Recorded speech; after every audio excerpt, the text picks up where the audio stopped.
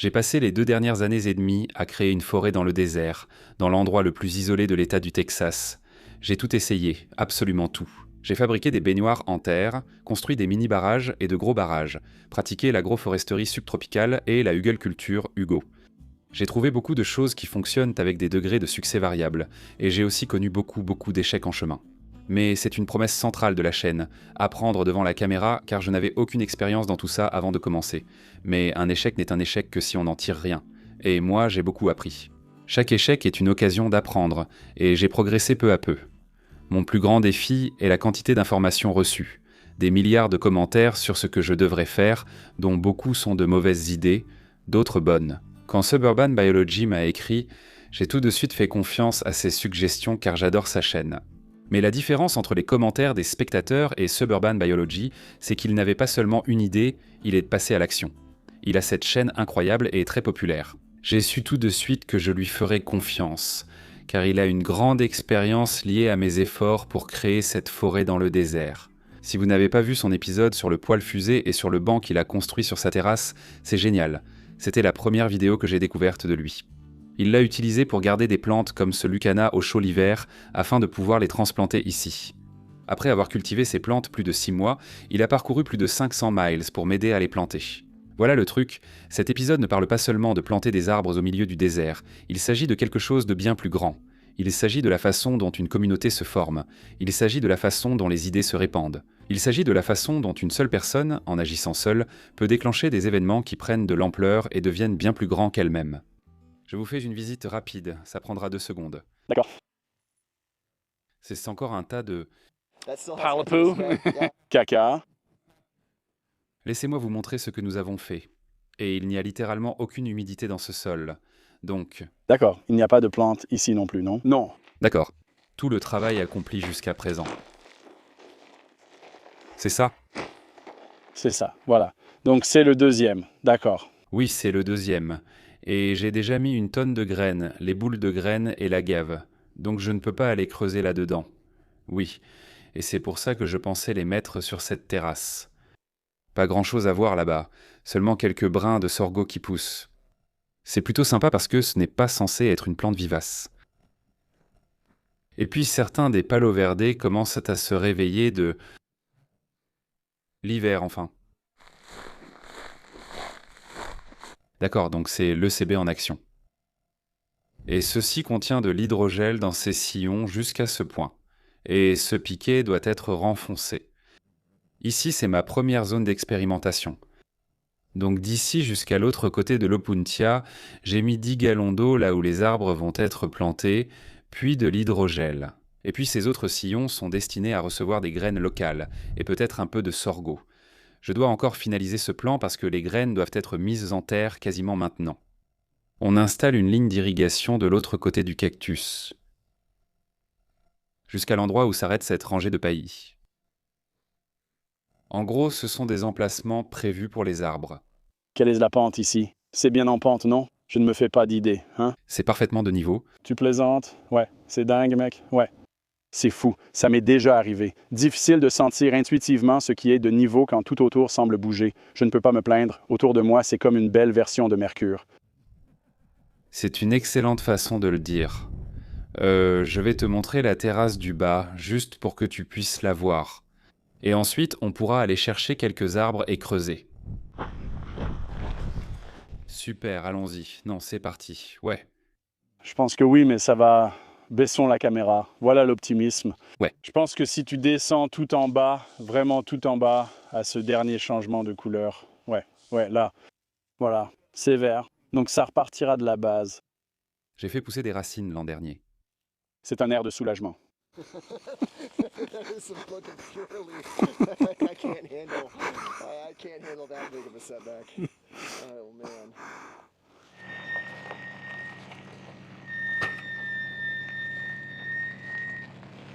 Yeah. On en a 2 ici. C'est tellement dégoûtant. C'est le laisse-moi rouler ça.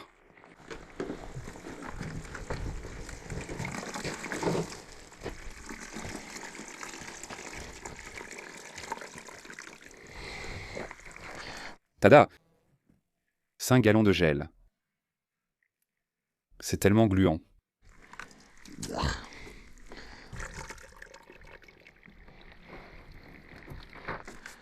Et puis juste ici.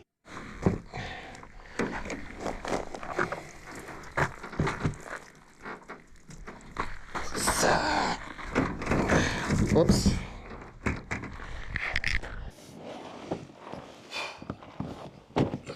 Avant l'hiver, je les ai installés sur ma véranda confortable en pensant « on est bien ». Mais maintenant, ils se demandent « tu te moques de moi ?» Qu'est-ce que tu m'as fait? Alors, c'est un orme? Oui, et ceux-là sont vraiment résistants. On dirait pas, mais je te jure, on est monté jusqu'à 106. C'est Lucana. Ambiant, c'est Lucana. Lucania. Ça, c'est le Vitex. J'adore ceux-là, mec. C'est un de mes préférés. Les abeilles les adorent et les couvrent en saison. En plus, ils sentent bon. Petit bonus en plus. Génial. La plupart sont des févriers d'Amérique, mais ce sont les moins impressionnants. On dirait que je t'ai arnaqué, je plaisante. Ils sont vivants, verts, flexibles, même à l'intérieur. Ils ne sont vraiment pas impressionnants. Eh bien, pour 3,50, ça va être difficile pour moi de me plaindre. Ce que tu viens de me passer sentait très bon. Oui, c'est probablement le Vitex. Les feuilles ont une odeur très herbacée. On croit souvent que ça ressemble à de la marijuana quand c'est jeune. On me le dit souvent. J'ai multiplié cette plante plusieurs fois et certains m'ont dit « Je vois ce que tu fais ». Je leur réponds « Ce n'est pas de la bœuf ». San Antonio Kush. C'est aussi ça d'être ici. J'ai depuis longtemps cessé de me dire « je peux le faire ». Peu importe. C'est un marathon. C'est un marathon. Surveille le steak. Tu as aussi un petit chêne qui a poussé tout seul ici. D'accord. Quoi? Ça va tenir, mais qui sait, ça pourrait me surprendre. Probablement un chêne de Virginie. D'accord. Eh bien, Ces petites plantes autostoppeuses viennent sans doute des cultures de couverture plantées au jardin. Et je les laisse juste pousser, mec. pourquoi pas? J'ai vu des comparaisons où les plantes qui en ont réussissent mieux que celles qui n'en ont pas. Absolument. Elles doivent partager des micro-organismes ou quelque chose comme ça. Oui, c'est pour ça que je veux planter les arbres ensemble. Ils ont besoin de leur communauté. Je comprends. Il a comme 50 noms. Lilas du Texas, Vitex, Gatilier. Apparemment, les moines faisaient du thé avec les feuilles parce que c'est censé être un anti-aphrodisiaque. Anti-aphrodisiaque? Yeah. On entend rarement ça dans les pubs. Oui, seulement les moines. Seulement les moines. Dans d'autres cultures, c'est aussi un aphrodisiaque. D'accord. Et l'homme de Chine, s'ils tiennent le coup, ils deviennent des bêtes. Ils font environ 12 mètres de haut. Mon Dieu, ce serait littéralement un rêve devenu réalité. Oui, c'est un gros si, mais ils résistent à notre climat. La première année demande beaucoup d'attention. Après ça, c'est plus facile. J'ai oublié les semis de mesquite. Après avoir creusé et tout dérangé, c'est peut-être mieux ainsi. Alors je viendrai juste mettre ces 2 petites graines de mesquite en terre. Ouais. Pour que sa racine pivotante commence à pousser.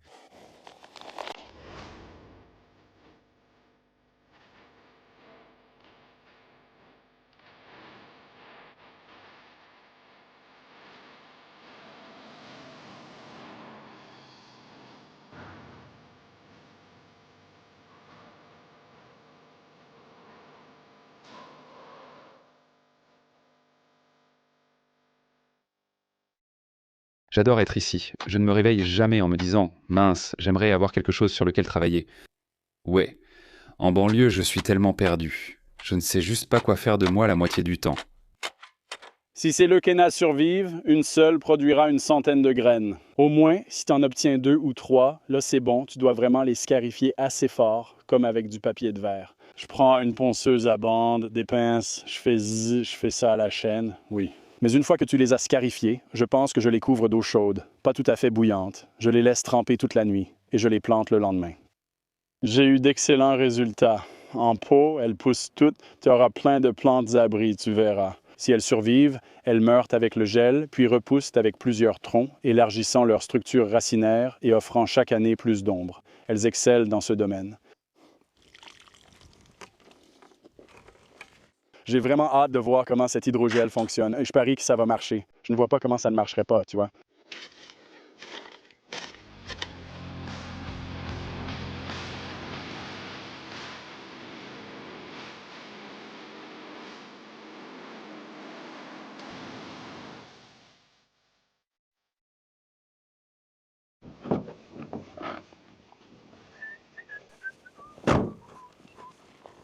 Je ne sais pas exactement combien de graines je vais utiliser.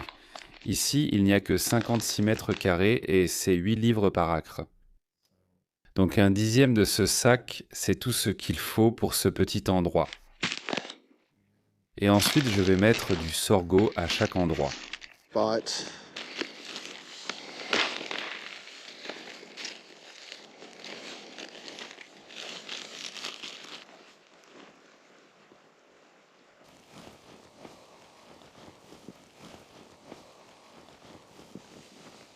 J'ai besoin du tuyau à l'arrière, et c'est tout.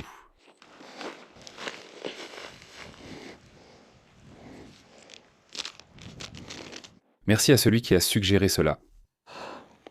it's obviously C'est évidemment beaucoup plus facile quand on se penche constamment tous les deux, et we're constantly, and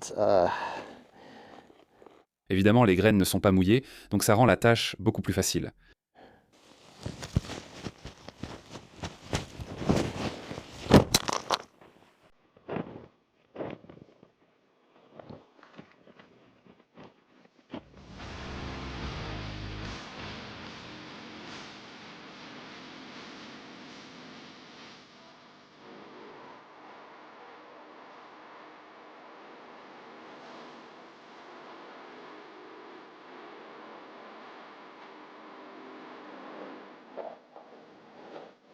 Tu as deviné mes intentions. J'allais utiliser cette pièce côté mort comme support, puis percer des trous. Mais je me suis dit, il pourrait devoir déplacer le tuyau. Ce serait bête, j'espérais que tu y penserais.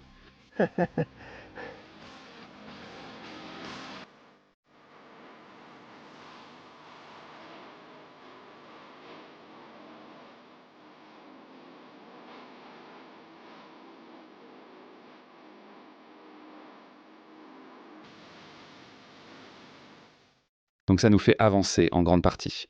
J'ai mis les graines dans le sol, ou plutôt sur le sol en fait. On doit d'abord vérifier que les goutteurs fonctionnent avant de les recouvrir.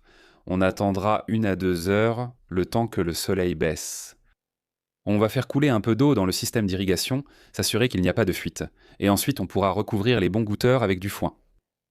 Ça permettra de garder la ligne d'irrigation à l'abri du soleil, et ça aidera l'hydrogel à éviter de se décomposer. Ça permet à l'eau de rester plus longtemps dans le sol. Avec un peu de chance, dans 10 jours, il y aura des germinations, mais je ne verrai rien sortir avant mon retour en avril, soit dans un mois environ.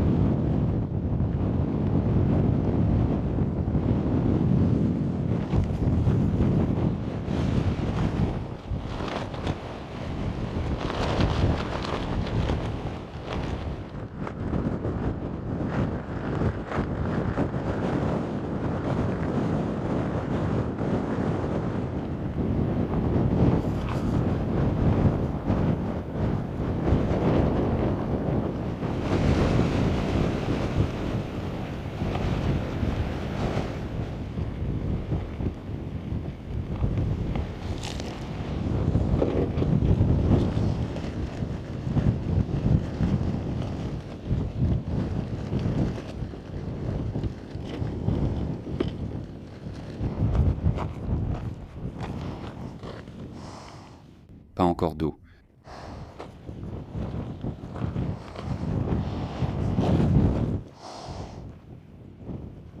Aucune zone humide. D'accord, une fuite.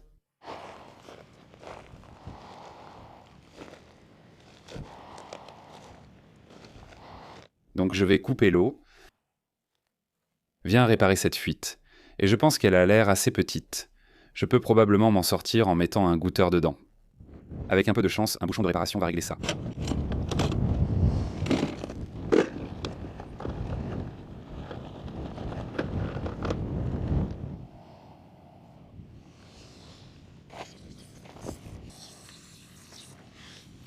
Non, c'est trop gros. J'ai quelques tuyaux.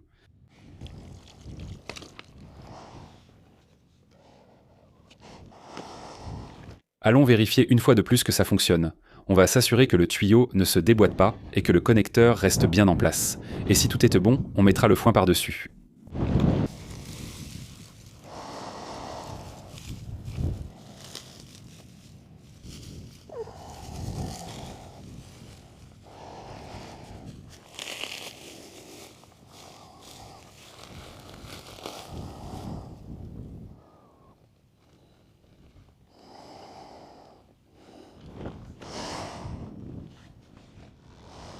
L'avantage du filtre, c'est qu'on voit si la pompe marche. Visuellement. Ça devrait être sous pression maintenant.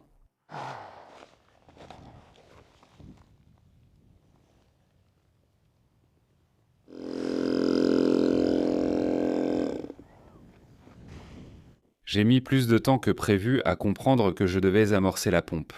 J'ai donc siphonné la conduite pour y ajouter de l'eau. Et maintenant, je vais rincer ce filtre parce qu'il y avait un peu d'algues. Et ensuite, on va la mettre en marche. On va la laisser tourner un petit moment, juste pour évacuer tout l'air. Malheureusement, on a une petite fuite ici. Donc je vais devoir revenir quand je ferai vraiment tourner l'appareil. J'ai attendu 2 ou 3 minutes. La pression devrait arriver maintenant. Le vent est tombé d'un coup, ce qui est vraiment agréable. Hourra! Oui, c'est parti. Oui. Hey!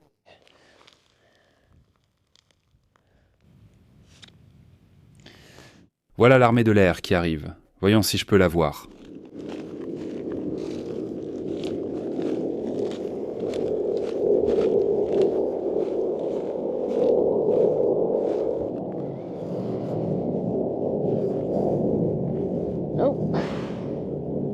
La visibilité est si mauvaise qu'on ne voit même pas passer les gros avions militaires. En tout cas, je peux être rassuré pour toutes les lignes d'irrigation. Je ne suis pas très doué avec la pompe. C'est juste que il faut que je répare toutes ces fuites. Mais bon, je vais m'occuper du foin. C'est cool pour le scarabée. Just a sky so wide and empty, it can swallow up your fear. A man alone out in the desert, where the sun can turn you blind, taking rock and dust and nothing, and turning it to something fine. He's taming the dust, staking his claim, wrestling the wind, calling the rain. L'échec n'est un échec que si tu n'en tires rien. Et j'ai beaucoup appris. On a fait toute la route jusqu'ici, juste pour que tu bégayes et regardes ton téléphone.